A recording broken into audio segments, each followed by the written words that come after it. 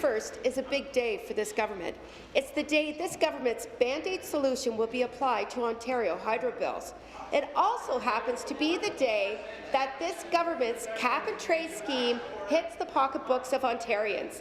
So according to this government, starting January 1st, an average household will begin to save $130 a year on their hydro bills. But wait a second, Speaker. The government's own projections say the cash-and-trade cash grab, I should say cap-and-trade cash grab, will cost a family $156 a year. The money is simply going in one pocket and out of another. What a shell game. Speaker, why is the Premier trying to fool Ontario families, and what is she trying to hide?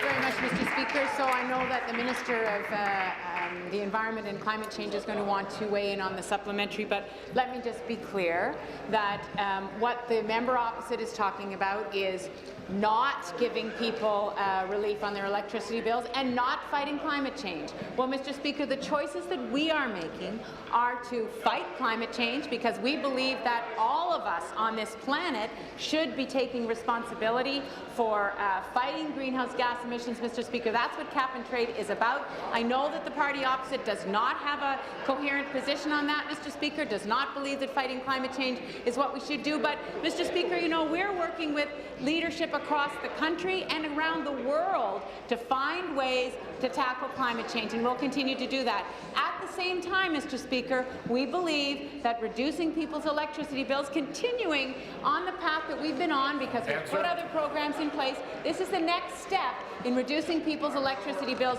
We believe that that's the right thing to do to help people every day in their lives, Mr. Speaker. Back to the Premier, Speaker. This government can't wait for the HST Band-Aid solution to show up as a line item on hydro bills across the province. But it's interesting to note, Speaker, this government also refuses to show the cost of cap-and-trade on natural gas and energy bills. As the member from Trinity-Spadina once said, this government supports, and I quote, openness and transparency, but at the right time.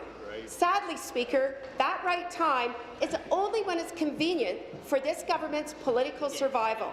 I must say it's rather self-serving that the throne speech explicitly said that the reductions will be seen on electricity bills, yet cap-and-trade costs will be hidden from natural gas and energy bills. Frankly, Speaker, that's unacceptable. Speaker, will the Premier commit today that she will mandate the cost of cap-and-trade to be shown on energy bills in this province? Yes.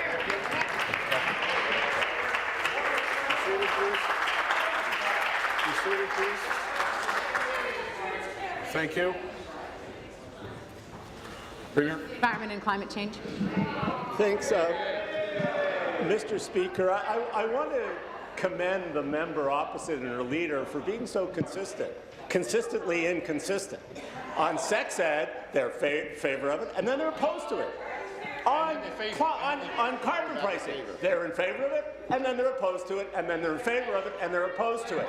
It is mind-boggling, Mr. Speaker. So the member opposite listed all of the reductions and measures we're taking to reduce expenditures, and she's right.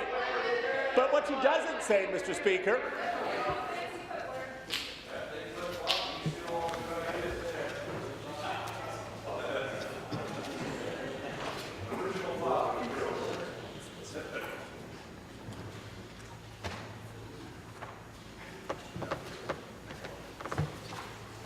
Finish, please. So her party supports a tax-only system which costs $150, increasing costs 7 times what anyone else in Canada imagines. And at the same time, because it's revenue neutral, you cut all the retrofit programs for farmers, for families, for apartments, the electric vehicle subsidy program, all the investments in public transit, all the carbon offset. You'd cut $8 billion in subsidies to help families while charging $150 a ton for carbon compared to a cap-and-trade system. That's what you...